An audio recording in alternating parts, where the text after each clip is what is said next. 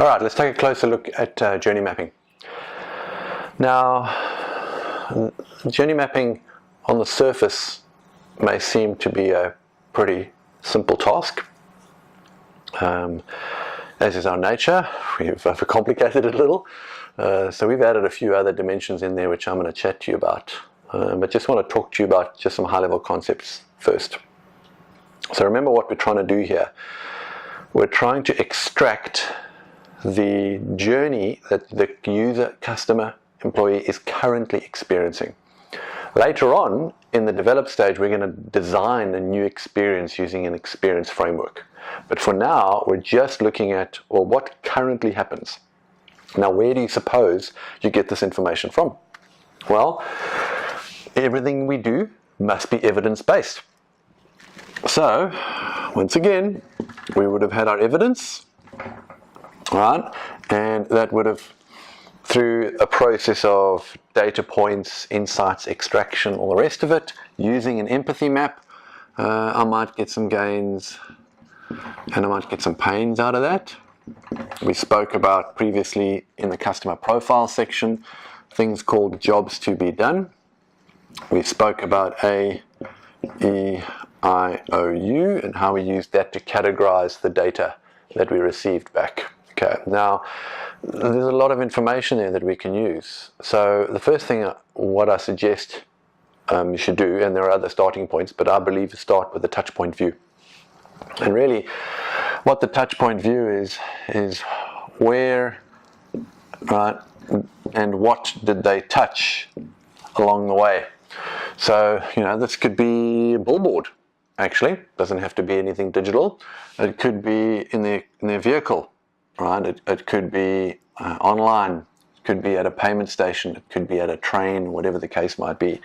These are what are referred to as touch points. Now, you can look at touch points within a certain context.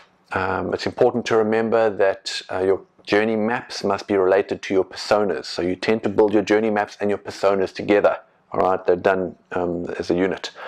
So what we're doing is we're building a journey map for that particular persona and for a particular scenario, right? And there could be multiple scenarios that individual has. What we're trying to do now is we're trying to focus on one job to be done, all right? So really we get the context of this job to be done, all right, which effectively would have been a series of activities and goals that this particular user, which we get over here, would really be wanting to execute upon. Okay, so with that in mind, we kind of say, oh, all right, well, that's the end point, the job to be done that we want to work with. There's a starting point over here, and along the way, there's all these touch points.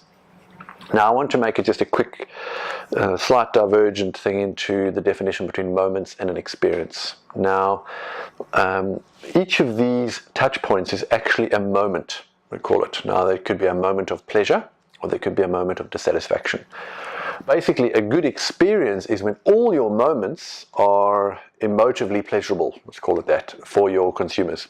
Right. If there's one of those moments that's actually below, in other words, it's a pain, not a gain, then your entire experience is affected. Right? So basically, if we do this, and that's the happy face, that's the sad face, as we'd get from pains and gains, this touch line is something that actually moves across this cycle. So we can take this touch line, all right, actually these touch points with a touch line on it, and we can put it over a pains and gains graph, and we can determine where the ineffective moments might exist. So it's already giving us a view into the opportunities that we might be able to explore. So really, first place to start, all right, we're going to start with touch points. All right, and that's where we identify wherever that individual touches either your brand or something of interest to you. All right, we're then going to take all of these touch points and we're going to go and pop them into a touch line. Okay, and now we have somewhat of a little bit of a sequence. Now, I'm one that doesn't really like sequence because life is never quite that sequential. But ultimately, we understand that there is a process that we're going to need to take them through. And that process can be a complex one, right up at a systems level 4 level, or it can be down to level 2 level. Okay, so the point is there is an experience that we want to help them create. Now, Also just want to talk about the difference between experience, service and product and those types of things. So ultimately, we're going to design a world-class experience for traveling a train or doing online payments or whatever the particular challenge space looks like. Right, so what we've got is a journey line or a touch point or a touch line. Okay, let me call it that. So yeah, I'm going to call these touch points. And I'm going to call this a touch line. Now I can take that touch line and I can do a couple of things with it. All right. We've already looked at one which said, all right, let's do happy face, sad face, and we can see where the behavioral and experiences are suboptimal. We could, if we wanted to, right, also do things like this is done online, this is done in the bricks and mortar. Okay, and you can start to see how you can pull out omni-channel experiences and those types of things from it. So really this is what's occurring as they're interacting. All right, you can take that touch line and you can superimpose it upon many of these different types of graphs. Now, I think what's also important for us to understand, right, is that there is a life cycle that your customer follows. In other words, often this journey that they have, or this experience that they have, can actually exist only within stages of the business here.